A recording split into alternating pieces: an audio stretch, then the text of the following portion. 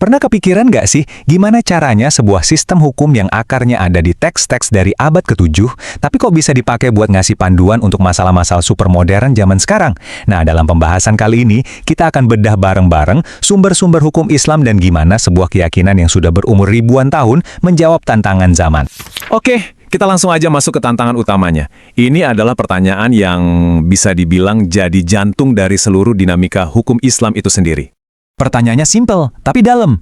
Gimana caranya hukum yang usianya ribuan tahun bisa relevan untuk ngomongin hal-hal kayak kecerdasan buatan, rekayasa genetika, atau bahkan soal kripto? Nah, ini dia teka-teki utamanya yang mau kita pecahin bareng. Nah, disinilah letak ketegangannya. Ada keyakinan yang sangat mendasar dalam tradisi Islam yang sering kita dengar dengan istilah cocok untuk segala waktu dan tempat. Keyakinan akan universalitas ini kan seolah-olah berhadapan langsung dengan dunia yang terus berubah. Jadi gimana cara kerjanya? Dan tantangannya jadi makin menarik kalau kita lihat angka ini. Dari lebih dari 6.000 ayat di Al-Quran, ternyata cuma sekitar 300-an ayat yang secara gamblang ngomongin soal hukum. Yap, cuma sekitar 300.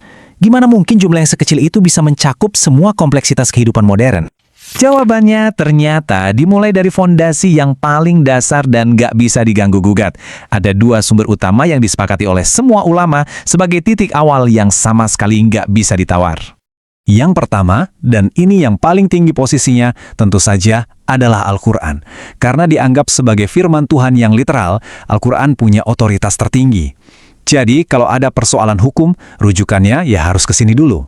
Berikutnya ada sunnah, yaitu semua teladan dari Nabi Muhammad. Kalau Al-Quran itu ngasih prinsip-prinsip besarnya, sunnah ini yang ngasih konteks dan cara prakteknya gimana. Nabi kan punya wewenang buat ngejelasin wahyu, jadi apa yang beliau lakukan itu jadi panduan yang super penting. Nah, ini perbandingan yang keren banget buat ngejelasin bedanya. Gini deh, anggap aja Al-Quran itu apanya, perintah dan larangannya. Nah, sunnah itu gimananya, cara perintah itu dijalanin di dunia nyata oleh Nabi. Jadi yang satu apa, yang satu lagi gimana. Dua-duanya ini satu paket, nggak bisa dipisahin. Oke, kita udah punya dua fondasi yang kokoh. Tapi gimana caranya nyambungin fondasi dari masa lalu ini ke dunia kita sekarang? Nah, disinilah peran akal manusia yang terdisiplin masuk panggung. Coba kita ingat lagi deh masalah utamanya. Teks-teks suci itu jumlahnya terbatas. Sementara masalah baru yang muncul di dunia ini rasanya kok nggak ada habis-habisnya. Kita butuh sebuah jembatan, sebuah mekanisme buat menghubungkan keduanya.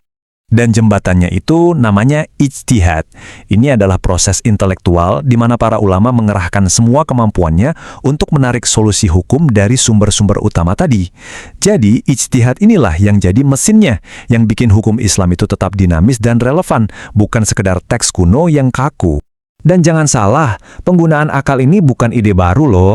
Justru Al-Quran sendiri sangat mendorongnya. Ayat ini misalnya, memuji orang-orang yang pakai akalnya untuk memilih yang terbaik. Ini nunjukin kalau akal itu bukan musuh wahyu, tapi justru anugerah dari Tuhan buat memahami wahyu itu sendiri. Oke, jadi kita udah punya toolkitnya nih, Al-Quran, Sunnah, dan Ijtihad. Tapi para ulama ternyata punya cara yang sedikit beda-beda dalam menyusun urutannya. Dan ini yang bikin diskusi akademisnya jadi hidup dan seru. Di sini kita bisa lihat 3 pendekatan utama. Ada yang membaginya jadi 4 sumber standar, ada juga yang mengelompokkannya jadi 2 kategori besar, nakli yang basisnya wahyu dan akli yang basisnya akal. Terus, ada juga ulama kayak Mahmud Shaltut yang menyederhanakannya jadi 3 pilar utama, Al-Quran, Sunnah, dan Ijtihad.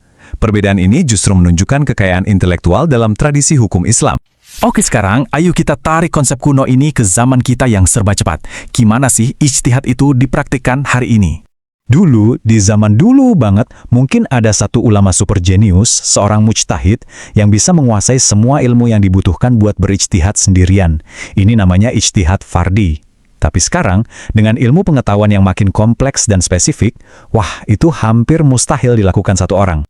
Nah, solusinya adalah ijtihad jama'i atau ijtihad bareng-bareng.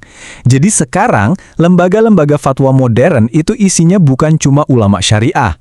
Mereka duduk satu meja bareng ekonom, dokter, ilmuwan, dan ahli-ahli lain untuk nentuin suatu hukum. Di Indonesia, kita bisa lihat prakteknya di lembaga-lembaga seperti MUI, Majelis Tarjih Muhammadiyah, dan Bahsul Masail NU. Jadi, kalau ada satu hal yang perlu kita ingat dari obrolan kita kali ini, ya ini dia. Hukum Islam itu jauh dari kata kaku atau statis. Ini lebih kayak sebuah dialog yang nggak pernah berhenti. Sebuah percakapan dinamis antara petunjuk ilahi yang abadi dan kemampuan akal manusia untuk menafsirkan dan menerapkannya dalam konteks yang selalu baru. Ini semua membawa kita ke satu pertanyaan terakhir buat direnungkan.